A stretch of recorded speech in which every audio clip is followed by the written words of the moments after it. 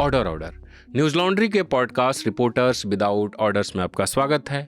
मैं हूं बसंत कुमार और आज इस पॉडकास्ट में बातचीत करने के लिए मौजूद हैं बिहार की राजधानी पटना से स्वतंत्र पत्रकार विष्णु नारायण। आपका स्वागत है। शुक्रिया बसंत। हम पहले बातचीत शुरू करेंगे बिहार को लेकर, क्योंकि बिहार में आने वाले समय में चुनाव है और बिहार की राजनीति दिन ब दिन चर्चा में बनी हुई है। पशुपति पारस जो रामविलास पासवान के छोटे भाई थे, उन्होंने अपना बगावती रुख दिखाया है और एनडीए से बाहर हो गए हैं। वहीं बिहार में कई आईएएस आईपीएस चुनाव में शामिल हो रहे हैं। एक आईपीएस ने तो अपनी पार्टी बनाई है।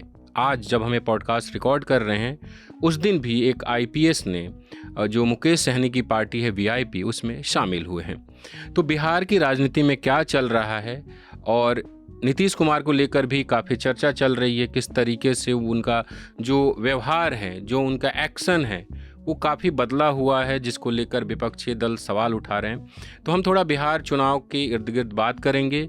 विष्णु नारायण लगातार बिहार में रिपोर्टिंग करते रहे कई सालों से। वो दिल्ली से ही गए हैं, दिल्ली मीडिया से ऊब कर गए हैं और बिहार में ज़मीनी रिपोर्टिंग करते हैं। तो पहला हम आपसे यही जानना चाह रहे हैं कि ये जो पशुपति पारस का जो अचानक से उन्होंने एनडीए से बाहर जाने का फैसला किया और काफ़ी कुछ बयान दे रहे हैं, उनके बेटे ने भी बयान दिया और इसी बीच उनके फैमिली का मसला आया था बंटवारे को लेकर। चल क्या रहा है चिराग पासवान और उनके चाचा के बीच, एनडीए और जो इंडिया गठबंधन है उसके बीच, ये थोड़ा समझें। जैसे बसंत, कोई नई बात नहीं है। जिस तरीके से ये छोटी छोटी पॉलिटिकल पार्टीज चलती हैं, और आप इस तरीके से समझिए कि ये एक जातिगत जो भी चीजें हैं उसको ही एक तरीके से उसको अपने पॉलिटिकल डिस्कोर्स में भी शामिल करती हैं, तो उन्हीं को एड्रेस भी करती हैं। मसलन आप देखेंगे कि जो रामविलास पासवान की पार्टी रही, और रामविलास पासवान जिस दौर से राजनीति में आए, और जिस तरीके की राजनीति, हालांकि जनता दल और जनता पार्टी के दौर के नेता हैं वो, मगर बाद में जब उन्होंने अपना एक दल बनाया तो जो जातिगत एसोसिएशन है कि दुसाध पासवान कम्युनिटी ने उनको उस तरीके से अपना नेता माना और अंततः नेता मानती रही। उसके बाद आपने उनके इंतकाल के बाद साल 2020 का चुनाव हुआ, उस दौरान भी क्या कुछ चीजें हुई और किस तरीके से लोक जनशक्ति पार्टी, हालांकि तभी चिराग पासवान के हाथ में वो पूरी पार्टी आ गई थी, उनके चाचा जिनकी आप बात कर रहे हैं वो तभी थे उस दल में, मगर बहुत अलग थलग रहे। उनका ये कहना था कि वो नहीं चाहते थे कि एनडीए में रहते हुए और जनता दल यूनाइटेड के खिलाफ इस तरीके से प्रत्याशी उतारे जाएं। मगर चिराग पासवान को कहां से शह था, कहां से इशारा था, ये सारी चीजें जो हैं वो अब बीती बात हो चुकी हैं। और उसके बाद दो फैक्शन बन गया, जो कि चिराग पासवान बहुत अलग थलग थे, उनके उनके जो चाचा जो अब बगावती रुख अख्तियार कर रहे हैं एनडीए से, और एक तरीके से आरजेडी की ओर या कहें कि महागठबंधन में जाने के लिए तत्पर भी हैं, लालायित भी, और चाहते हैं कि उनको किसी तरीके से एकोमोडेट किया जाए। तो यही सवाल है आपका भी, और यही सारी चीजें हैं कि ये जो पॉलिटिकल पार्टियां हैं वो एक तरीके से आप समझिए कि गिरोह के तौर पर काम करती हैं, छोटी छोटी दुकानदारियां हैं इनकी, और जो भी इनका जातिगत एसोसिएशन है उसके हिसाब से। मसलन आप जीतन राम मांझी को देख लीजिए, वो भी जितनी सीटें मांग रहे हैं जी, ऐसा लगता नहीं, और जो लोग भी पॉलिटिकल डिस्कोर्स को समझते हैं बिहार के भीतर, देश भर के भीतर, वो जानते हैं कि वो जितना मांग रहे हैं उतना उनको मिलना नहीं है, और बाद में वो जो है चुप मार करके बैठेंगे, या जो उनको ऑफर हो जाएगा वो। मुकेश सहनी का चूंकि आपने जिक्र किया, 2018-19 से पहले और 19 में किस तरीके से एक फेनोमिना के तौर पर उभरे, और इस बीच जातिगत रैलियां हो रही हैं। पटना गांधी मैदान भरने के तमाम दावों के बीच में एक और नेता जिन्होंने गांधी मैदान को कुछ हद तक भरा, और उनका भी एक जातिगत एसोसिएशन है। क्योंकि जातिगत सर्वे की जब से रिपोर्ट आई है और जाहिर हुई है, उसके बाद से तमाम जातियों को क्या अगड़ा और क्या पिछड़ा, क्या अति पिछड़ा और क्या दलित महादलित, है ना, सबको लगने लगा है कि उनकी संख्या कम से कमतर कर दी गई है, और इसके लिए हमको अपनी संख्या का प्रदर्शन करना, शक्ति प्रदर्शन करना जरूरी है। तो उस लिहाज से भी, और पशुपति पारस चूंकि अभी वो 3 में है ना 13 में, तो कहीं ना कहीं तो जाना है। कहते हैं कि भाई अगर किसान है, उसकी खेती अब की बार नुकसान हो गई तो क्या अगली बार वो बीज नहीं रोपेगा? तो राजनेता भी जो हैं वो इस बार अगर चुनाव नहीं लड़ पाए, क्योंकि पिछली बार तो वो एनडीए में भी थे, और एनडीए में रहते हुए हालांकि वो चाहते थे और उनको इस तरीके से कहा गया था, ऐसा वो मीडिया के माध्यम से जगह जगह कहते रहे कि गेटिंग सेटिंग गो, है ना, जो सिटिंग गेटिंग गो मतलब जो सिटिंग एमपी है उनका उसी को टिकट मिलेगा, ऐसी बातें कही गई हैं। मगर उनको ना अकोमोडेट किया गया, ना उनको इस तरीके से वेट दिया गया एनडीए के भीतर। तो एनडीए के भीतर चिराग पासवान को, जो कि मान न मान मैं तेरा हनुमान बने हुए थे, मगर उस हनुमान को थोड़ा प्रश्रय मिला और 5 सीटें उनको मिली लोकसभा चुनाव में। पशुपति पारस सिटिंग एमपी थे, है ना। आप देखेंगे कि वहीं जो उनके भतीजे हैं प्रिंस पासवान, जो कि समस्तीपुर से एमपी रहे, जी। तो इन सारे लोगों को तरजीह न देते हुए जो अमित शाह और नरेंद्र मोदी द्वय की जो भाजपा है उसने पशुपति पारस के बजाय, चाचा के बजाय जो है भतीजे को चुना, और भतीजे ने अंततः जो रिजल्ट दिया वो उनके पक्ष में रहा। जी। और आप देखते होंगे बाकी की सारी चीजें वो सामने हैं। जी। हम एनडीए और जो महागठबंधन है, जिसको इंडिया गठबंधन भी कहते हैं, हम अलग-अलग करके थोड़ा उस पे बात करेंगे। पहले एनडीए की बात करते हैं। नीतीश कुमार जब यहाँ हरियाणा के मुख्यमंत्री जाते हैं बिहार, तो वो कहते हैं कि सम्राट चौधरी जी के नेतृत्व में सरकार बनेगी, जो उनका वीडियो आया। थोड़ी देर बाद वीडियो आता है सम्राट चौधरी का कि नीतीश कुमार जी के नेतृत्व में सरकार बनेगी। नीतीश कुमार के बेटे का आता है कि अमित अंकल से बात हो गई है, पापा सीएम बनेंगे। चल क्या रहे एनडीए गठबंधन के बीच, कौन मतलब फेस कौन होगा, जब जो कि नीतीश कुमार की स्थिति हम सब देख ही रहे हैं। बहुत लंबे समय से नीतीश ने बिहार को चलाया है और बिहार को जिस तरीके से वो आगे ले गए हैं वो एक कहानी है।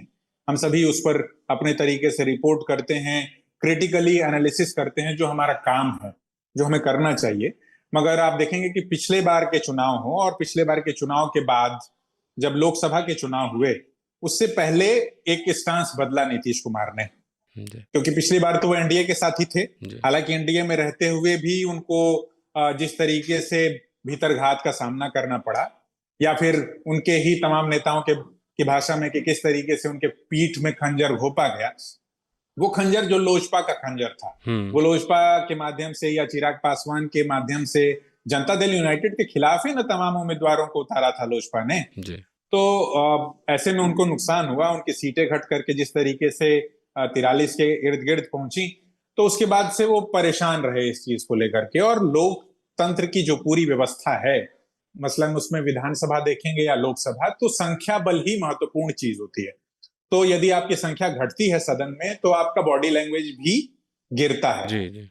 नीतीश कुमार के स्वास्थ्य बिगड़ने की खबरें बहुत पहले से आ रही हैं। ऐसा नहीं कि पिछले कोई 6 महीने की बात हो, लोकसभा चुनाव के दौरान भी इस तरीके से या उससे पहले भी जो लोग रिपोर्ट कर रहे थे वो जान रहे थे कि इस तरीके से उनके स्वास्थ्य में जो दिक्कतें आ रही हैं। और उनको एक तरीके से आप देख रहे हो कि जहां तहां से जो विजुअल्स आ रहे हैं, चाहे राष्ट्रगान वाला पूरा वीडियो पूरे देश भर में चला, या अलग अलग मौके पर कहीं किसी को वो टच कर दे रहे हैं, या फिर आप देखते होंगे कि सम्राट चौधरी इस समय डिप्टी सीएम है, और सम्राट चौधरी का चूंकि आपने नायब सिंह सैनी के माध्यम से जिक्र भी किया, तो ऐसी कोशिशें या ऐसी चाहतें तो सब में होती है ना, कि वो भारतीय जनता पार्टी ये चाहती है कि वो बिना किसी की मदद के खुद ब खुद जो है वो चुनावी राजनीति में आए और छा जाए।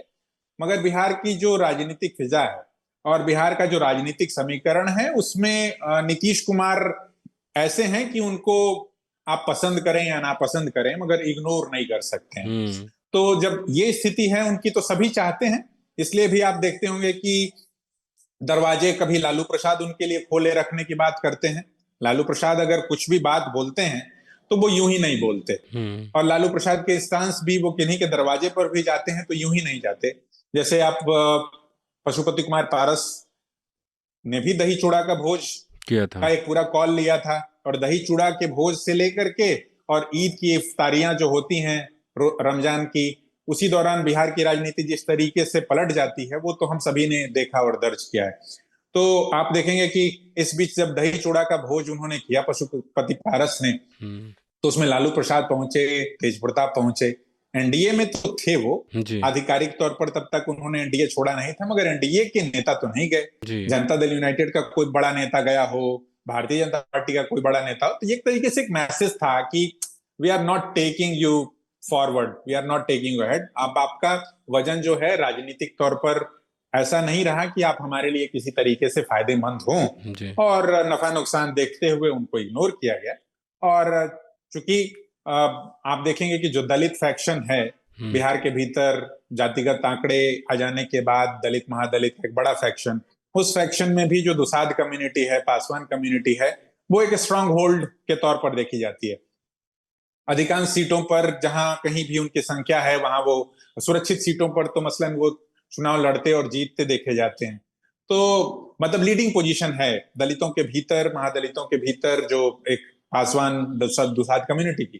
तो उस लिहाज से लालू प्रसाद भी चाहते होंगे कि कुछ आवे।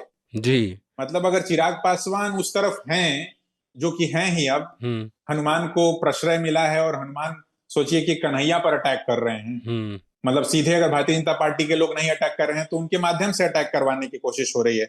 या फिर लोकसभा चुनाव से पूर्व भी आपने देखा होगा कि चिराग पासवान तेजस्वी यादव पर अटैक कर रहे हैं, क्योंकि राम मंदिर का उद्घाटन हुआ, रामलला की मूर्ति की प्रतिष्ठा हुई, तो उस दौरान भी जब इस तरीके के सवाल उठाए जा रहे थे, तेजस्वी यादव जो कि नेता प्रतिपक्ष हैं और जो इंडिया अलायंस है उसके यहाँ के तो अहम चेहरे हैं जी। ही, जी। वो भी राम मंदिर पर जिस तरीके सवाल उठा रहे थे, कुछ कुछ लोग तो वो उस पर अटैक करते थे। मतलब उनसे अटैक करवाया जाता था। जी। और वो बाकायदे उस स्टांस पर, जिस पर शायद बहुत मुखरता से भारतीय जनता पार्टी के बहुत सारे लोग भी नहीं बोल रहे थे, तो वो स्टांस लेकर के चिराग पासवान बोलते थे। इस बीच भी वो कन्हैया पर अटैक कर रहे हैं। कन्हैया तो वो उस तरीके से है नहीं अभी सीन में, मगर एक यात्रा निकली है जिसमें रोजगार की, जिसमें नौकरी की, जिसमें पलायन की बात कन्हैया कर रहे हैं, कांग्रेस बात कर रही है।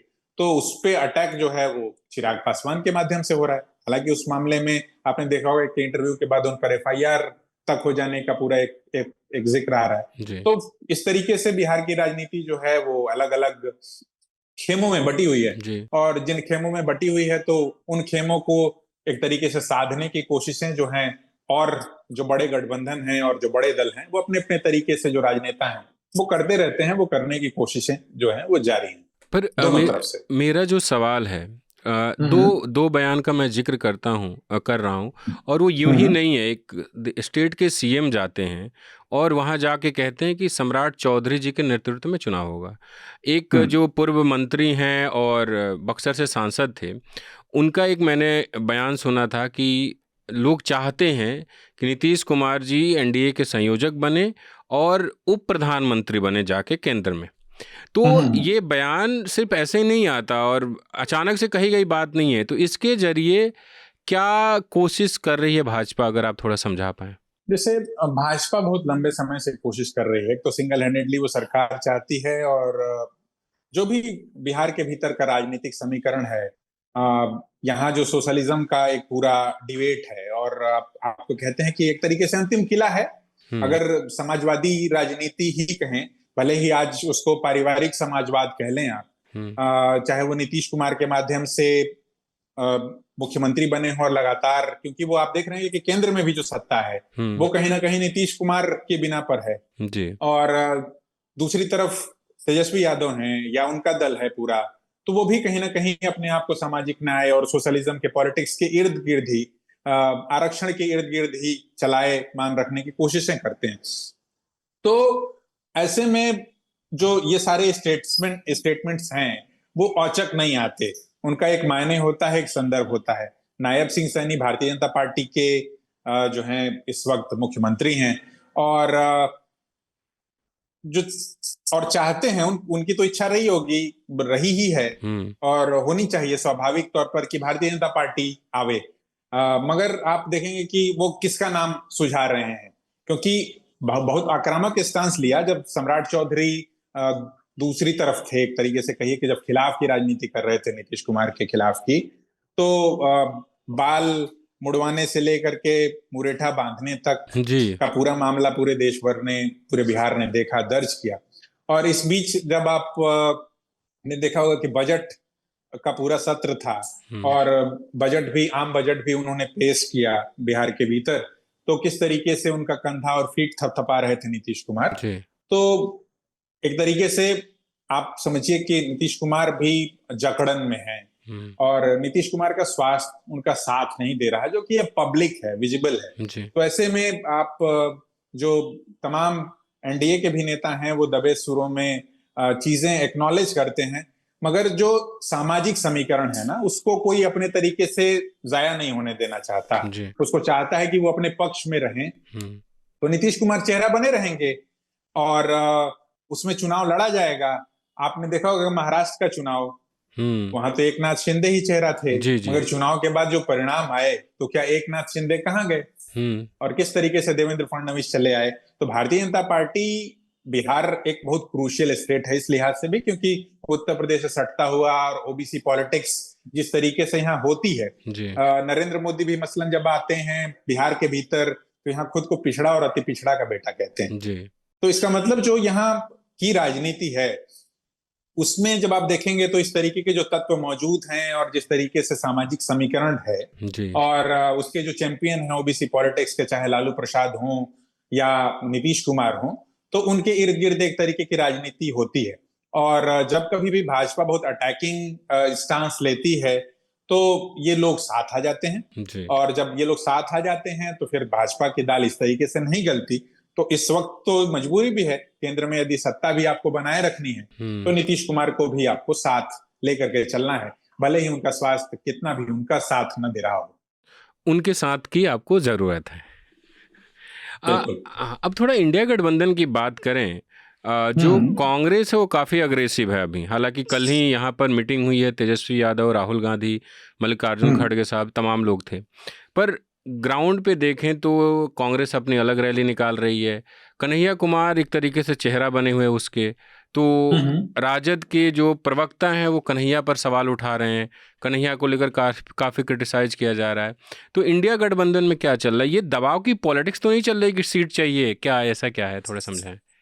देखिए, सीटें किसे नहीं चाहिए, जी जो राजनीति कर रहा जी। है ना, उसे सीटें चाहिए। हम्म। सब चाहते हैं कि अधिक से अधिक सीटों पर लड़ें, सब चाहते हैं कि मजबूत से मजबूत सीटें लड़ें, हम्म। है ना, मगर सिर्फ चाहने से तो सब कुछ हो जाता नहीं है। जी जी। क्योंकि मांझी जी चाह रहे हैं कि 40 से 50 सीटें लड़े, मुकेश सहनी भी चाह रहे हैं कि उसी तरीके से भारतीय जनता पार्टी भी, तो इससे सीटें तो बढ़ करके तमाम जातियों को, चूंकि इस बीच जिस तरीके से प्रतिनिधित्व तो नहीं मिला है या जातिगत जो रैलियां हो रही हैं, तो तमाम जातियों को लग रहा है कि उनकी जाति का ही यदि सीएम होगा तभी उनकी बात सुनी जाएगी। तो इस तरीके से तो सैकड़ों जातियां हैं, जी सैकड़ों क्या, आप उससे भी ज्यादा हो जाएंगी। तो सारी जातियों के जो है मुख्यमंत्री भी बिहार में नहीं बनाए जा जी सकते। जी।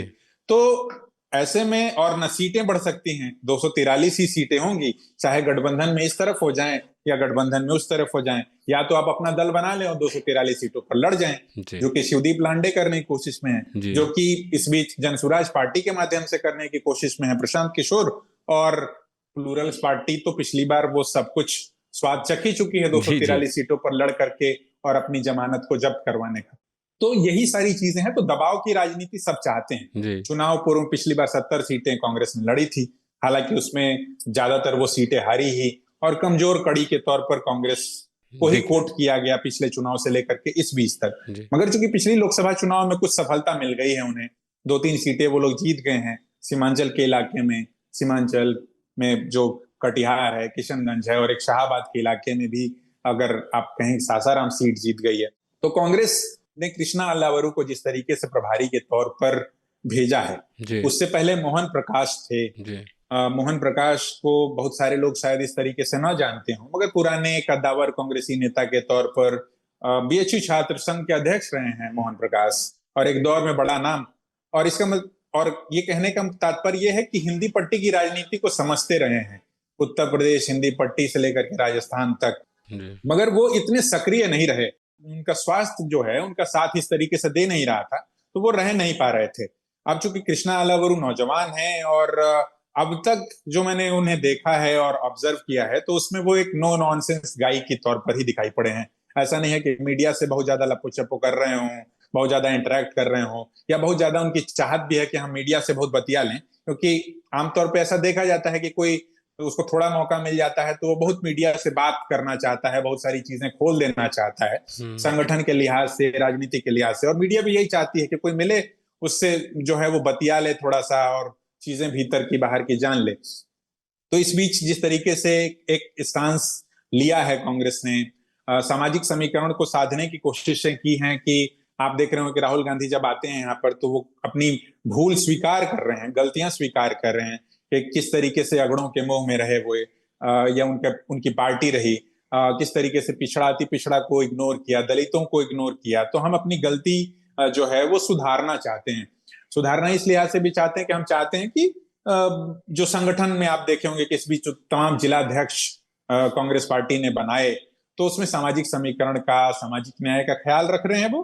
तो अब इसमें कितना फायदा उनको चुनावी राजनीति में होगा, क्योंकि अभी तक जो सारी चीजें दिख रही हैं वो बहुत प्रतीकात्मक ही दिख रही हैं जी। इससे एड ऑन क्या होगा जी। क्योंकि आज जब हम आपसे बात कर रहे हैं तो थोड़ी देर पहले राहुल गांधी किसी कांग्रेस की ही मीटिंग में थे और कहते थे कि यहाँ बहुत बड़े बड़े नेता आ जाते हैं, 2-3 दिनों के लिए दिखते हैं किसी कार्यक्रम में, मगर ये अपना बूथ तक नहीं जिता पाते। जी। तो बूथ कौन जिताएगा? कार्यकर्ता। कांग्रेस वो आपके पास वो जो फुट सोल्जर कौन होगा? जी। सबको तो विधायक बन जाना है। जी। जी। विधायक बनने की चाहत से आज भी जो पूरी आप जैसे जब हम आपसे बात कर रहे हैं तो आज दोपहर में एक प्रदर्शन था, कांग्रेस ने पूरे देश भर में प्रदर्शन किया, मगर बिहार के प्रदर्शन की ओर सबकी नजरें इस लिहाज से है क्योंकि बिहार में चुनाव है। जी। तो वहां जब आप देखेंगे तो आपको यह दिखाई पड़ेगा कि भाई आज कांग्रेस ने एक प्रोटेस्ट का कॉल लिया था और कांग्रेस के तमाम बड़े नेता जो थे वो आज सड़कों पर थे। मतलब आपके पास 18-19 की संख्या में तो विधायक हैं, तो एक संख्या तो मोबिलाइज होनी चाहिए ना आपके पास। जी। जी। लोग चाहे जब कभी भी आप सड़क पे उतरते हैं तो आपके पास वो संख्या बल ही महत्वपूर्ण चीज होती है कि कितना मोबिलाइजेशन किया आपने। तो वहां जो मोबिलाइजेशन था वो बहुत कमजोर सा था। पता भी नहीं था कि चूंकि इनकम टैक्स चौराहे पर उन लोगों ने कॉल लिया था, मीडिया कर्मी वहां पहुंचे और नेताओं से बातचीत, कार्यकर्ताओं से बातचीत हो रही थी, तब तक गोलंबर घूम करके वो लोग लगा कि डाक बंगला चौराहे की ओर बढ़ेंगे। डाक बंगला चौराहे की ओर बढ़ते बढ़ते वो लोग ईडी के कार्यालय तक पहुंच गए। ईडी के कार्यालय पर पहुंचते पहुंचते मुश्किल से 10-20-50 कार्यकर्ता होंगे, उसमें 2-4 बड़े चेहरे। तो मीडिया के कैमरे में भले ही 2-4 बड़े चेहरे आ जाएं और उनसे मीडिया इंटरेक्ट कर ले, मगर मोबिलाइजेशन कहाँ है? बिल्कुल। कांग्रेस की जब अभी यात्रा चल रही थी कन्हैया की, जी। जिस दिन राहुल गांधी आए हम उस दिन भी थे और उसके अगले दिन भी हमने पटना में उनको देखा। तो मोबिलाइजेशन कहाँ है? जी। कांग्रेस तो राहुल गांधी के नाम पर जीती मरती है, गांधी परिवार के नाम पर जीती मरती है। जी। जैसे जादूगर की जान जो तोते में होती है, तो उसी तरीके से तमाम कांग्रेस जनों की जान बसती है इस तरीके से गांधी फैमिली में। जी। जी। मगर मोबिलाइजेशन कहाँ है? जैसे ही राहुल गांधी बेगूसराय पहुंचे और बेगूसराय पहुंचने से पहले थोड़ा बहुत लाव लश्कर, थोड़े बहुत झंडे, पटाखे ये सब दिखाई पड़े।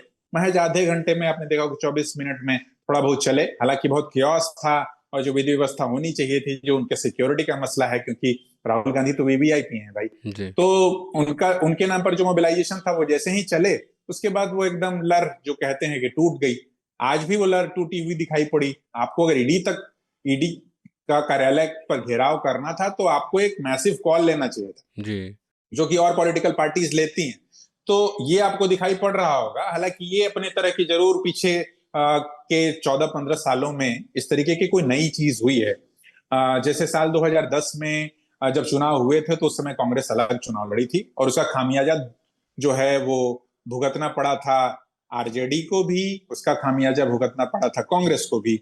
और उसका फायदा जो हुआ था, तब एक आप कहते हैं कि अभूतपूर्व मैंडेट मिला था नीतीश कुमार को साल 2010 का। जी। 5 से 10 के बीच में पहला कार्यकाल था उनका फुल फ्लेजेड, और उस समय जो एक मैंडेट था, कहते हैं कि नीतीश कुमार का मैंडेट था। मगर उस समय वोट जो है वो उतने ही हैं, संख्या जो है वो उतनी ही है। वोटर्स तो कोई बढ़ नहीं जाते हैं चुनाव के वक्त, है ना। तो उसमें कौन किसका क्या मोबिलाइजेशन होगा, कौन अपनी बातों को किस तरीके से ले जाएगा, रखेगा। तब तो 2010 के चुनाव में रामविलास पासवान, जिनकी हम बात कर रहे हैं, जी। जी। रामविलास पासवान डिप्टी सीएम के कैंडिडेट थे और लालू प्रसाद सीएम के कैंडिडेट थे। जी। खिलाफ में नीतीश कुमार, जो कि उस समय एनडीए के फेस थे। हालांकि यही अलग थलग होकर के चुनाव लड़ने का जो फायदा हुआ वो जो है नीतीश कुमार को उसका एक ऑब्वियस फायदा हुआ। तो जो संख्या जो है ना, जो बूथ कौन की तैयारियां, हालांकि कांग्रेस के लिहाज से ये अच्छी बात हो सकती है कि जो कांग्रेस अब तक पिछलग्गू दिखाई पड़ रही थी, अब आप देख रहे होंगे कि तेजस्वी यादव पटना के बजाय दिल्ली जा रहे हैं और वहां मिल रहे हैं। तो पिछले 14-15 सालों की जो राजनीति आप देखेंगे, अब तक क्या हुआ कि कांग्रेस ऐसा लग रहा था कि पिछलग्गू ही है और उसकी जो सारी भूमिका तय करनी होती है, सीटें तय करनी होती है, वो 10 सर्कुलर रोड से या लालू राबड़ी आवाज से तय हो जाती है। आप उसके बाद भी देखते होंगे इस बीच जो अध्यक्ष थे उनके, अखिलेश सिंह को किस तरीके से जबकि वो अध्यक्ष नहीं भी रहे, उसके बावजूद जब उनसे कहीं मीडिया ने कहा कि तेजस्वी यादव के उस पर सवाल हो रहे हैं और ये वो, तो वो बोले कि नहीं नहीं, बिहार के लिए तो तेजस्वी जरूरी है। तो अभी भी जो, क्योंकि कांग्रेस के अभी भी राज्यसभा सांसद हैं और बीपीसीसी में हैं, तो उनका जो एक तरीके से मोह है, उनका जो प्रेम है, और वो तो लालू एंड फैमिली के लिए है ही, और वो बट ऑब्वियस है क्योंकि उस दल से होते हुए उन्होंने राजनीति की है, और उसके बाद जहां तक भी आज हैं वो, उसमें एक बड़ी भूमिका है पिछली बार भी, और सब अपने अपने पुत्र मोह में फंसे हुए हैं। पिछली बार भी आप देखेंगे कि महाराजगंज सीट, आपके बगल की सीट है सिवान के, मेरी ही सीट है वहां भी, हाँ तो बताइए, वहां आकाश सिंह उम्मीदवार थे वहां, और अचानक से भी पिछली बार भी, पिछले लोकसभा चुनाव में भी मोतिहारी से उम्मीदवार हो गए थे। तो ये सारी चीजें जो हैं वो हो रही हैं, तो सब अपने अपने एक तरह से बेटे बेटियों को सेटल करने में लगे हैं। अब कितना सेटल हो पाते हैं ये तो भविष्य के गर्भ में छिपा है, क्योंकि एक और बेटा आ रहा है जो अमित अंकल और लालू अंकल कह रहा है। जी जी। जी विष्णु नारायण की तमाम रिपोर्ट इनके यूट्यूब चैनल द जनताना पर आप देख सकते हैं। अब हम आगे बढ़ते हैं। हम बिहार चुनाव अक्टूबर नवंबर में होगा, उससे पहले हम जो कुछ चल रहा है उसको, उसकी थोड़ी झलकी, थोड़ा विश्लेषण कर रहे हैं। एक तीसरे प्लेयर हैं बिहार की राजनीति में जो दावा करते थे कि वो लोगों को जिताते हैं, अब वो इस बार खुद ही लड़ रहे हैं और चुनाव में उतर चुके हैं। पिछले दिनों उन्होंने उपचुनाव लड़ा लेकिन कोई सफलता नहीं मिली। तो अभी पिछले दिनों बड़ा चर्चा था सोशल मीडिया पे कि उन्होंने एक रैली बुलाई थी गांधी मैदान में, जिसमें खाली कुर्सियां पड़ी हुई थी, और शायद उन्होंने अपने रैली का लोकेशन भी चेंज कर लिया। तो क्या चल रहा है प्रशांत किशोर की पार्टी में? उनका मकसद क्या है और कितना ज़्यादा वो कर पा रहे हैं? दूसरों को जिताते थे, अभी तक का उनका क्या लग रहा है आपको? उनकी पार्टी की लॉन्चिंग से लेकर के गांधी मैदान की उस रैली तक, चूंकि उन्होंने साल 2022 से एक यात्रा प्लान की। पहले वो बिहार के अलग अलग हिस्सों में उस यात्रा को लेकर के गए, और बट ऑब्वियस है कि वो यात्रा इसलिए थी क्योंकि वो पार्टी की लॉन्चिंग चाहते थे। पार्टी की लॉन्च से पहले वो तरीके से धरातल को अपने तरीके से समझना भी चाहते थे और थोड़ा गर्म करना चाहते थे। सबकी इच्छा चाहत होती है कि थोड़ी सड़क गर्म हो ताकि चीजें जो हैं वो थोड़ी और स्पष्ट हों, और ग्राउंड पर भी आप जाते हैं इसलिए कि ग्राउंड से वाइब्स क्या आ रही हैं, और आप संगठन बनाना चाहते हैं तब भी आप लोगों को जहां तहां समीकरण समझना चाहते हैं, जोड़ना चाहते हैं, प्रत्याशी चाहते हैं। यही कोशिशें थी उनकी ओर से। तो एक तो ये चीज, और वो यात्रा लंबी चली, हालांकि फिर टूटी भी, और इसी बीच पिछले साल उन्होंने अपना एक दल भी लॉन्च किया, जन स्वराज पार्टी, पटना के वेटनरी कॉलेज ग्राउंड में जी। और वहां उन्होंने अपना अध्यक्ष प्रस्तुत किया।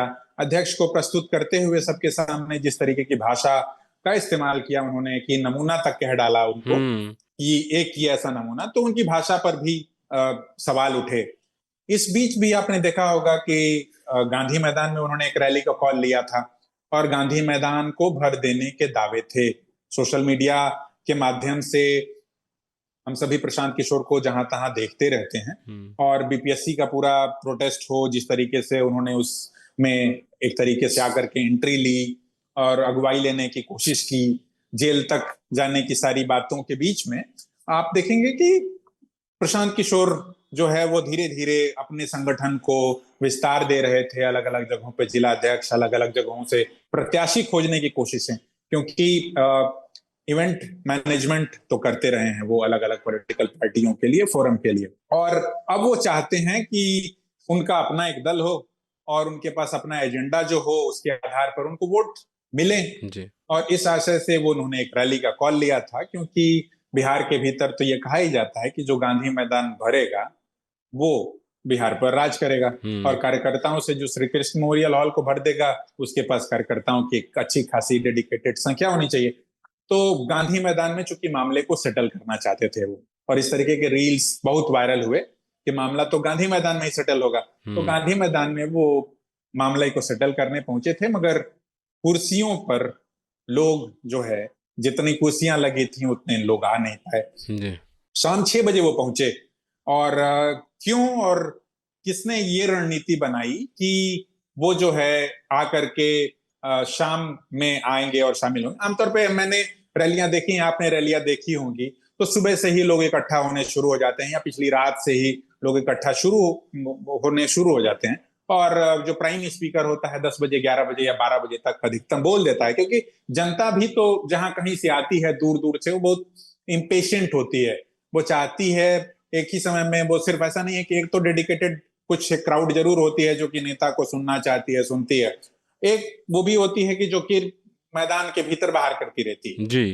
तो इसी आशय की बातों के बीच में जब वो आए तो माफी मांगने लगे। माफी मांगने नहीं लगे बल्कि नीतीश कुमार पर और वर्तमान जो सत्ता है और जो प्रशासन है उस पर अटैक करने लगे। किस तरीके से उनको उनकी तैयारी थी और लाखों लाख की संख्या में लोग जहां तहां फंसे हुए हैं। तो उनका फंस जाना भी यदि वो कहें भी तो बहुत ऑब्वियस है, क्योंकि दिन है और दिन में स्कूल की बसेस, दिन में पब्लिक ट्रांसपोर्ट्स, अगर कहीं से कोई सुबह 6 बजे चलेगा तो वो जो भी पटना का एंट्री है, चाहे जेपी सेतु हो, गांधी सेतु हो, वो अगर क्राउड फंस गई तो फंस गई। अब हाँ। उसके पास वो वहां से चल करके कैसे पहुंच जाएगी? जी आपके जी। पास उसकी कोई व्यवस्था होनी चाहिए। और अगर प्रशासन भी है तो उसकी कितनी नाकामी रही तो वो नाकाम हो गई।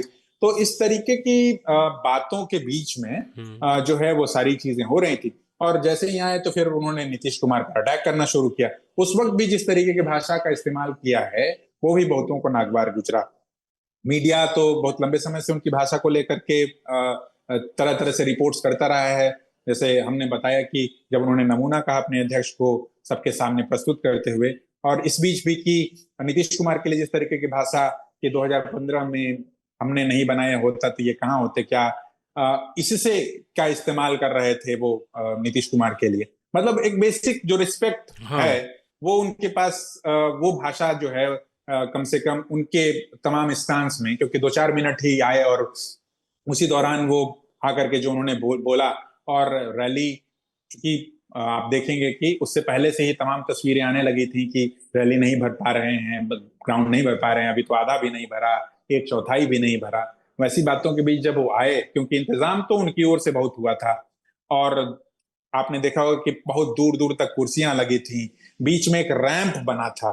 रैंप इस लिहाज से ही बना था कि जब वो बोल लेंगे या बोलने के बाद वो उस तरीके से लोगों के बीच से गुजरते हुए जाएंगे, जो कि थोड़ा बहुत गुजरे भी वो, और उस दौरान वो लोगों के, क्योंकि राजनीति में स्पर्श की बहुत भूमिका है, आप देखते होंगे कि तमाम बड़े नेता न सिर्फ हैंड वेव करते हैं, हाथ हिलाते हैं, बल्कि लोगों को छूते हुए जाते हैं। तो प्रशांत किशोर भी वो करते हुए दिखे कि उस रैंप पर जो करीब 45-50 मीटर का या से भी थोड़ा लंबा एक रैंप बना था मंच से जुड़ता हुआ, उस पर वो चलते हुए अंत में गए हैं और फिर वहां से निकले हैं। और भगदड़ की स्थिति थी, बहुत अराजकता थी, मीडिया उनसे इंटरेक्ट नहीं कर पा रही थी। हालांकि जब वो वहां से पहुंचे, और चूंकि ऑब्वियस है कि मीडिया इतने लंबे समय से इंतजार कर रही थी, और आप जो बोलेंगे तो एक बाइट लेने का जो पूरा कल्चर है कि क्या इस रैली का पूरा मकसद था, क्या कहना चाहते हैं आप, तो उसमें भी बहुत भगदड़ की स्थिति, बहुत अराजकता की स्थिति। जो सारा मैनेजमेंट वो दूसरों के लिए करते हैं, वो सारा मैनेजमेंट उनके अपने कार्यक्रम में जो है वो एक तरीके से धराशायी नजर आया। तो इन्हीं सारी चीजों के बीच में बिहार की राजनीति चल रही है, और वो भी चाहते हैं कि अब चूंकि उनकी रैली जिस तरीके से सफल नहीं हो सकी, तो वो फिर से ग्राउंड हिट करना चाहते हैं, फिर से यात्राओं की बात कह रहे हैं। इधर जो है आप कन्हैया कुमार, जो कि एक यात्रा उन्होंने एक तरीके से कंक्लूड की है, मगर अभी दूसरा हिस्सा, क्योंकि उत्तरी बिहार से ही आप कहेंगे कि इधर चंपारण से शुरू हुई भितिहरा आश्रम से और होते हुए पटना तक पहुंची है। तो अभी सदर्न बिहार जो है, पूरा दक्षिण बिहार, मगध का इलाका, शाहबाद का इलाका, जो आप कहेंगे कि पिछले लोकसभा चुनाव में, उससे पहले के विधानसभा चुनाव में भी महागठबंधन का एक तरीके से मजबूत इलाका रहा, जहां पर महागठबंधन को इलेक्टोरली ज्यादा फायदा हुआ। तो वहां पर अभी उस इलाके में भी शायद जाना हो उनका, अगर रूट चार्ट आएगा आगे तो फिर हम वहां उनको कवर करेंगे, कोशिश करेंगे कि उनकी बातें भी जो है वो आप तक पहुंचे, सब तक पहुंचे। क्योंकि लंबी बातचीत होगी बिहार के चुनाव को, लेकिन आखिरी सवाल है कि बिहार की राजनीति में जो आईएएस आईपीएस हैं उनको इतनी दिलचस्पी क्यों हो रही है? शिवदीप लांडे जो एक बहुत बड़े मतलब अग्रेसिव आईपीएस ऑफिसर माने जाते थे, उन्होंने अपनी एक पार्टी बना ली है। आज ही नूरुल होदा वीआईपी पार्टी में शामिल हुए हैं। लोकसभा चुनाव के दौरान असम कैडर के एक आईपीएस अधिकारी रिटायरमेंट लेते हैं और आके चुनाव लड़ते हैं। हालांकि उनको सफलता नहीं मिली, पर वो भारतीय जनता पार्टी के उम्मीदवार को हरवाने में सफल हो गए, शायद बक्सर से ही। तो ये आईपीएस और आईएएस लोगों की बिहार के चुनाव में इतनी दिलचस्पी क्यों हो रही है? हमने यूपी में भी देखा कि एक आईपीएस अधिकारी नौकरी छोड़ते हैं, चुनाव लड़ते हैं कन्नौज से, और अभी मंत्री हैं। तो ये हम थोड़ा बिहार के संदर्भ में बात करें तो बिहार में आईपीएस आईएएस लोगों की क्यों इतनी दिलचस्पी हो रही है, थोड़ा वो समझाइए। देखिए, न सिर्फ बिहार में बल्कि देश भर में इस तरीके की परिपाटी रही है पहले से, है ना। जी और चूंकि जो आईपीएस आईएएस हो जाते हैं वो अपने आप को आम लोगों से थोड़ा बेहतर तो मानने ही लगते हैं। ऐसा लगता है कि वो सिस्टम को थोड़ा जान समझ गए हैं, जी जी है ना। और एक बेसिक स्टेटस को जो होता है, यथास्थिति उनकी टूट जाती है। और साथ ही साथ उनको लगता है कि वो इस समाज की बेहतरी के लिए तो अब उनके पास एक एजेंडा है, प्लान है, या किसी तरीके की जो आइडेंटिटी क्राइसिस होती है ना। जी जी आप जैसे अरविंद केजरीवाल का पूरा हासिल क्या था कि आईआरएस ऑफिसर रहे हैं और मैगसेसे पुरस्कार उनको मिला है। उसके बाद वो राजनीति में आते हैं और वो हाथों हाथ लिए जाते हैं। तो इस तरीके से बीपीएससी के एक अधिकारी रहे, जो बीडीओ रहे, अभी पिछली बार आरजेडी ने उनको टिकट दिया था, मधेपुरा से चुनाव लड़े थे, हालांकि हार गए। तो ऐसे में तमाम जो अफसर हैं, और लंबे समय से, चूंकि वो सत्ता के बहुत नजदीक तो होते ही हैं, जी और सत्ता जो बहुत सारी चीजें कहती हैं उनको अपने तरीके से वो एग्जीक्यूट और प्लान करते हैं। उसमें कई बार जो राजनेता यदि बहुत ग्राउंड को हिट नहीं करता है जी और उसके पास बहुत अच्छी राजनीतिक और सामाजिक समझ नहीं होती है, तो उनको ये आईएएस आईपीएस अफसर बहुत चराते हैं। जी और आप और भ्रष्टाचार के भी अलग अलग मामले, अब जैसे संजीव हंस का पूरा मामला देखेंगे या ऐसे कई बड़े अधिकारियों के मामले देखेंगे तो ये भ्रष्टाचार में भी अपने तरीके से संलिप्त होते हैं। जी और राजनेता को तो हर बार चुनाव लड़ना होता है ना, जी जी नेताओं को समाज में जाना होता है। ये जब आनंद फानंद में आते हैं तो एक बेसिक आइडेंटिटी क्राइसिस तो इनके सामने नहीं होती। जैसे आनंद मिश्रा का मसलन आप नाम लिया आपने, तो आनंद मिश्रा भारतीय जनता पार्टी के उम्मीदवार को हराने में सफल असफल रहे ये एक और बात हो सकती है, मगर वो भारतीय जनता पार्टी का ही टिकट चाहते थे। जी और इसी इसी इसी आशय की चीजों के बीच में और इसी तरह के आश्वासन के बीच में उन्होंने जो है आईपीएस की नौकरी छोड़ी थी। जी और वो भारतीय जनता पार्टी से उनका लंबे समय तक बातचीत चलता रहा, मगर उसके बाद भारतीय जनता पार्टी ने जिस तरीके से अपने संगठन के किसी और नेता को जगह दी, तो उसके बाद वहां मामला उनका नहीं बना। और जब नहीं बना तो फिर उन्होंने निर्दल चुनाव लड़ने का फैसला लिया, और उसके बाद अभी वो जो है जन स्वराज पार्टी के साथ अटैच हो गए हैं। जन स्वराज पार्टी का जो यूथ विंग है उसके एक तरीके से वो नेता हैं और अध्यक्ष भी हैं संभवतः। और फिर हो सकता है कि विधानसभा जब चुनाव होंगे तो वो चुनाव लड़ेंगे। शिवदीप लांडे आईजी कोई मामूली रैंक तो होती नहीं है। जी जी तो इस तरीके से ये इलेक्टोरल पॉलिटिक्स में सीधे जो है वो चुनाव में घुसना चाहते हैं। और ऐसा नहीं है कि समाज को इन्होंने कितना बेहतर तरीके समझाया। जब वो पहली प्रेस कॉन्फ्रेंस की और एक तरीके से अपनी पद प्रतिष्ठा छोड़ करके उन्होंने पटना में एक प्रेस कॉन्फ्रेंस की, तो वो कहे कि मैं समाज को थोड़ा समझने जा रहा हूं। मगर जो लोग भी राजनीति को अपने तरीके से दर्ज करते हैं, समझ रहे होते हैं, वो जानते हैं कि आप समाज को तो समझने नहीं जा रहे हैं, आप इलेक्टोरल पॉलिटिक्स की थाह लगाने जा रहे हैं कि मैं कौन सी सीट पर कहां से चुनाव लड़ूंगा। अब हालांकि 243 सीटों पर उन्होंने चुनाव लड़ने के यदि दावा कर दिया है, और हिंद सेना नाम की एक पॉलिटिकल पार्टी लॉन्च कर दी, क्योंकि उनका महाराष्ट्र का एसोसिएशन है। तो वहां देखिए कि आप शिवसेना है और महाराष्ट्र नवनिर्माण सेना है, तो यहाँ पर वो दल भी जो लॉन्च किया उन्होंने वो हिंद सेना है। जी तो वो साइकी कहाँ से आती है? वो सारी राजनीति भी अगर कोई नाम चुनते हैं तो उसके पीछे की एक पूरी या पॉलिटिक्स होती है जो हम अपने तरीके से जानने समझने की और डिकोड करने की कोशिश करते हैं। हालांकि मेरी अभी तक उनसे कोई निजी तौर पर बातचीत नहीं हुई है, व्यक्तिगत 1-to-1 नहीं हुआ है, तो मैं बहुत सारी चीजों पर जो है इस तरीके से बता नहीं पाऊंगा आपको। मगर ये चीजें तो हम देख ही रहे हैं कि उनको किस तरीके से उन्होंने दल को लॉन्च किया। एक आध महीने घूमा होगा उन्होंने आकर के बिहार के सड़कों पर, जहां तहां, कभी वो सिवान भी गए, राजेंद्र प्रसाद के गांव तक पहुंचे और उनके गांव घर को, उनकी समाधि को और सारी चीजों को देख करके विचलित हो रहा था उनका मन। और लोगों का मन इसी तरीके से चुनाव पूर्व विचलित होने लगता है। जैसे गुप्तेश्वर पांडे जी का, जो कि डीजी रहे, अभी जो शिक्षा मंत्री भी हैं बिहार के, जी सुनील कुमार, उनका मन भी विचलित हुआ।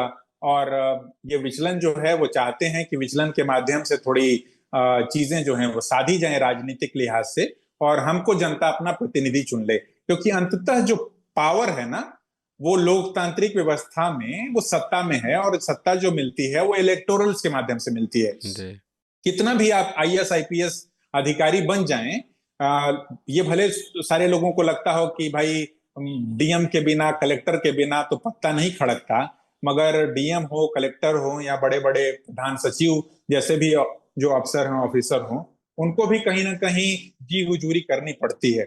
जो इलेक्टोरल की पूरी पॉलिटिक्स है, अब उनको कहीं ना कहीं उनको वहां से मैंडेट मिलता है, और उनको जी हुजूरी करनी पड़ती है। उनको एक तरीके से अपनी गोटियां सेट करनी पड़ती हैं। जी जातियों के लिहाज से लोग सेट करते हैं, अपने समीकरण के लिहाज से सेट करते हैं। तो इन सारी चीजों के बीच में अंततः जो पावर है, वो इलेक्टोरल जो पूरी पॉलिटिक्स है, उसमें जनप्रतिनिधि बन जाने में है। जी तो वही जनप्रतिनिधि बनने की कोशिशें, और चूंकि आपके पास एक आइडेंटिटी क्राइसिस नहीं होता है, आपने कहा आपने कुछ कमा धमा लिया, और आपके पास कहने को हो जाता है कि हम तो आईपीएस अधिकारी थे, हम तो वहां रह सकते थे, हम तो आईएएस अधिकारी थे, हम तो रहते हुए वहां पर कितना कमा धमा सकते थे। इसी आशय की बातें तो अरविंद केजरीवाल के समर्थकों की ओर से भी या उनकी ओर से कही जाती थी। जी तो जी वैसे में हम आए हैं अब जनता के बीच में, और सेवा करना चाहते हैं। तो बिना सेवा के मेवा तो मिलता नहीं है। मेवा की चाहत में सेवा के लिए आए हैं कि सेवा करते रहेंगे। इन्हीं सारी चीजों के बीच में अभी लगातार एंट्रीज हो रही हैं, अभी और एंट्रीज होंगी बिहार की राजनीति में, क्योंकि अब बिहार का चुनाव ही सामने है। आपने एक बात कहा तो हाल ही में एक वीडियो वायरल हुआ था, मुझे ठीक ठीक याद हो, विजय सिन्हा जो मंत्री हैं उनके घर का, जिसमें कई अधिकारी वो प्लेट लेके जा रहे थे, कुछ डिनर ओनर का कुछ ऐसा, काफ़ी आलोचना हुई थी उसकी। हम बात आपसे ख़त्म उस पॉइंट पे कर रहे हैं जब यशवंत सिन्हा को लेकर लालू प्रसाद यादव ने लोकसभा में कहा था कि आप बुद्धिजीवी वगैरह, कि आप लोग बुद्धिजीवी हैं, बुद्धि का खाते हैं, कि आईएएस होते हैं आके इधर करने लगते हैं। और हमने देखा भी कि कई सारे लोग जो आईएएस आईपीएस थे वो चुनाव लड़ते हैं, वो सीधे मंत्री बन जाते हैं। बिल्कुल। और कई लोग तो जैसे अभी शिक्षा मंत्री भी हैं, वो हाँ वही मद्य निषेध मंत्री भी रहे, जी जो सुनील कुमार जिनका जिक्र कर रहा हूं मैं।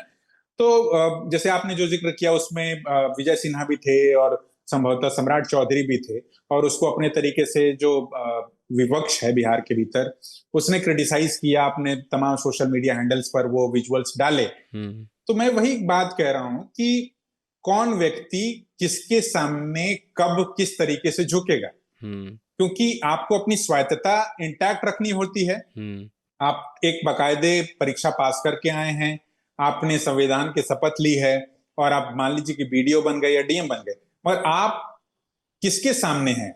जो भी बीडीओ या बड़े इस तरीके के स्टेट लेवल के जो ऑफिसर्स थे, या उनके सामने थाली प्लेट लेकर के खड़े थे, परोस रहे थे, क्योंकि उन्हें लगा कि अब तो ये सत्ता के प्रतीक है ना। विजय सिन्हा डिप्टी सीएम है, सम्राट चौधरी डिप्टी सीएम है, ये सारे सत्ता के प्रतीक हैं, और सत्ता के प्रतीकों के सामने तन करके खड़ा रहने की, और अपनी स्वायत्तता को, अपनी रीढ़ की हड्डी को इंटैक्ट रखना जो है, वो सबको आता नहीं, और जिसको आता है उसको आता है।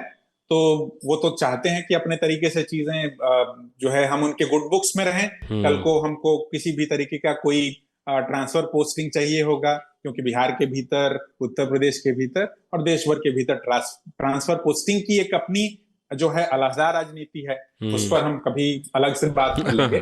तो वो सारी चीजें जो हैं वो वहां से, क्योंकि स्वायत्तता आपको मेंटेन जो करनी होती है, क्योंकि आप संविधान के शपथ लेते हैं, जी जी आपको जनता के पक्ष में झुकना है, जनता के लिए काम करना है। राजनेता तो आते जाते रहते हैं, आप तो हमेशा के लिए बने हैं, और हमेशा के लिए जनता के पक्ष में करने की आप शपथ लेकर के ही वहां तक जाते हैं। मगर जब आप राजनेता आता है आपके सामने, तो आप तन करके, या तन करके भी नहीं खड़ा होना है, आपको अपनी स्वायत्तता ही मेंटेन रखनी है। जी जी कम से कम हम थाली प्लेट तो आपका नहीं उठाएंगे, इतना ही। और आगे हम बातचीत करते रहेंगे। बिहार चुनाव जैसे जैसे करीब आएगा, मैं खुद भी आऊँगा आपके पास स्टोरी करने और बिहार को समझने के लिए, बिहार की कहानी कहने के लिए। पॉडकास्ट के आखिरी में हम आपसे ये जानना चाहते हैं, कोई रिकमेंडेशन हो, बिहार की पॉलिटिक्स को समझना हो, या जो भी आपने सिनेमा या कुछ भी आप। वैसे तो बहुत सारी किताबें हो सकती हैं, और बिहार को बिना ग्राउंड हिट किए तो आप समझ नहीं सकते, क्योंकि किताबी बातें तो किताबी बातें ही हैं। फिर भी बेसिक चूंकि पत्रकारिता से जुड़े हुए लोग या यूं भी जो बिहार को थोड़ा जानना समझना चाहते हैं, मैं संतोष सिंह जो कि इंडियन एक्सप्रेस के एक तरीके से एग्जीक्यूटिव एडिटर भी हैं संभवतः और रिपोर्टर हैं, जी जी। तो वो हिट करते रहते हैं ग्राउंड को बहुत सारी चीजें। तो उनकी 2-3 किताबें हैं। एक तो कितना राज कितना काज हिंदी में है, हालांकि वो अंग्रेजी में पहले किताब लिखी गई थी, रूल्ड मिसरूल्ड, हाँ। तो वो है किताब। दूसरी किताब जेपी टू बीजेपी, मतलब जेपी के दौर की बात होती ही है, जेपी के ही तमाम अनुयायी जो हैं और फॉलोअर्स हैं वो अपने तरीके से सत्ता संभाल रहे हैं। और तीसरी किताब जो है कर्पूरी ठाकुर पर भी हाल फिलहाल में उनकी किताब आई है, बहुत चर्चा में भी है, क्योंकि कर्पूरी ठाकुर की जो पूरी पॉलिटिक्स है और उस लेगेसी को अपने तरीके से अपने खाते में करने की कोशिशें तमाम दल के नेता और तमाम दल कर ही रहे हैं। तो पिछड़ा अति पिछड़ा वोट किस तरीके से इस दौर में महत्वपूर्ण हो गया है, तो वैसी बातों के बीच में यदि आप ये 2-3 किताबें और ब्रदर बिहारी करके जो एक किताब है जो कि शंकरचंद ठाकुर नाम के शानदार जर्नलिस्ट रहे हैं उनकी किताब है, तो ये 3-4 किताबें और उसके अलावा चिट्ठियों की राजनीति है श्रीकांत की, तो इन सारी किताबों को यदि आप पढ़ेंगे तो थोड़ा पर्सपेक्टिव मिलेगा बिहार के चीजों को लेकर के। बाकी बिहार के भीतर जब कोई बात होती है तो जाति की बात होती ही है, और जाति का समुच्चय हमारा पूरा समाज है ही अपने तरीके से। तो caste politics in India, Rajni Kothari CSDS से अटैच्ड, तो वो किताब यदि आप पढ़ेंगे तो थोड़ा चीजों को जानने समझने में आपको मदद मिल जाएगी।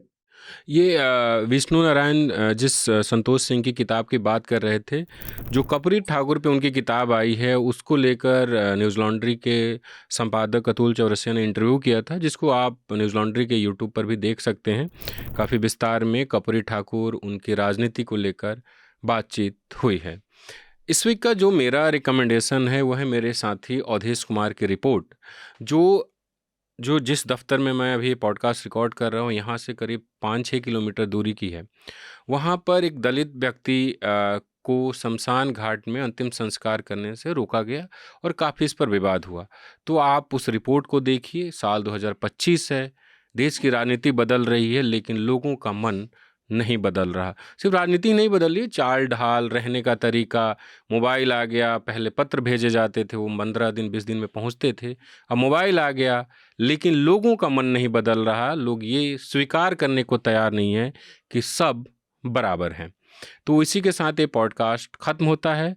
विष्णु नारायण, आपका बहुत बहुत शुक्रिया हमें इतना सारा समय और जानकारी देने के लिए। शुक्रिया बसंत।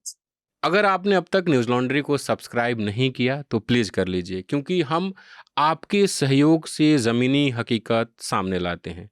हम पर किसी का दबाव नहीं होता, ना ही कॉरपोरेट का और ना ही सरकार का। तो आप अपना सहयोग बनाए रखें, न्यूज़ लॉन्ड्री को सब्सक्राइब करें और गर्व से कहें, मेरे खर्च पर आज़ाद हैं खबरें। ये पॉडकास्ट आपको कैसा लगा, इसमें क्या अच्छा लगा और क्या बुरा लगा, हमें लिख कर भेजिए। आप तारीफ़ करेंगे तो हम और बेहतर तरीके से काम करेंगे, आप आलोचना करेंगे तो उसमें सुधार करेंगे। आप सबका बेहद शुक्रिया। Journalism at News Laundry is powered by the public, because when the public pays, the public is served. Visit newslaundry.com/subscription and pick a payment plan of your choice. Pay to keep news free and independent. Your future, and indeed the future of democracy, depends on it.